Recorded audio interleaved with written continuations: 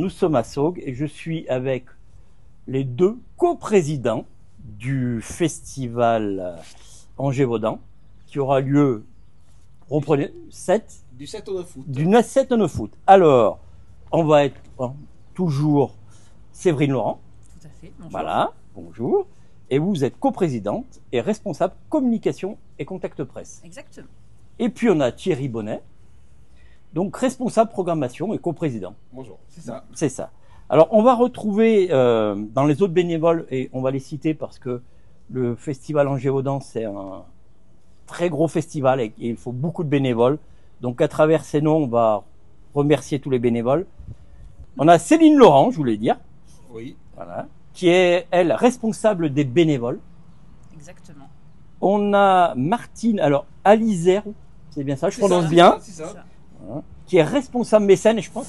On a Martine Monteil, qui est responsable et accueil des groupes.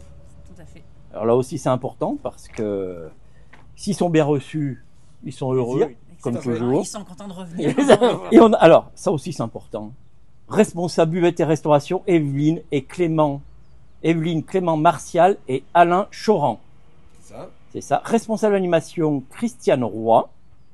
Et responsable billetterie, c'est Sophie Renou.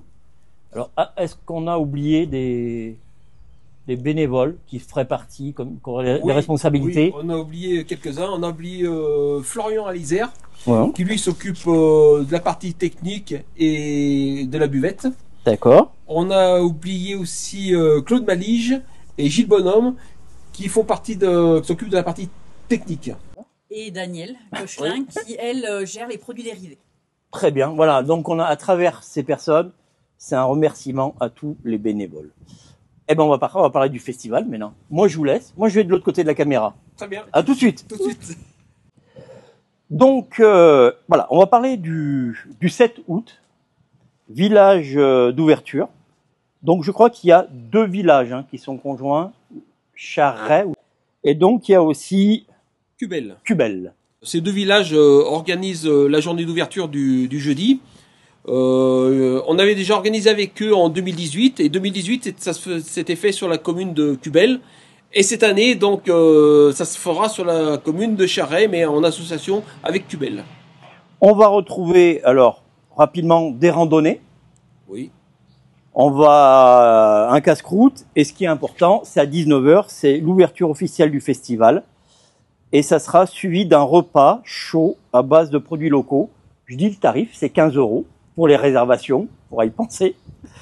Et à 21h, on va retrouver un concert gratuit, comme chaque année. L'année dernière, c'était Wepa. Exactement. Très belle soirée d'ouverture. Oui. Et c'est à 21h avec Celtic Seven. Oui, tout à fait, Celtic Seven. Donc, c'est un groupe belge. C'est la première fois, je crois, depuis l'histoire du festival que pour la journée d'ouverture, on accueille un groupe étranger. Bon, c'est le hasard. On avait identifié ce groupe, donc ils seront présents effectivement le jeudi à partir de 21h à Charret. Voilà. L'année dernière, ça a été une soirée d'ouverture fantastique. Mémorable. Beaucoup de monde, un beau soleil. Mais il y aura du soleil cette année bien aussi. Sûr, et une super ambiance. Et donc, on est sûr que cette année, ce sera la même chose. C'est sous chapiteau aussi. C'est sous chapiteau. Voilà. Et pour le repas, je reviens là-dessus, on peut réserver sur Hello Asso. Voilà. On retrouvera tous les liens. De toute façon, vous savez que je repartage. Et un de repas, est-ce que vous le savez? Au minimum 1000.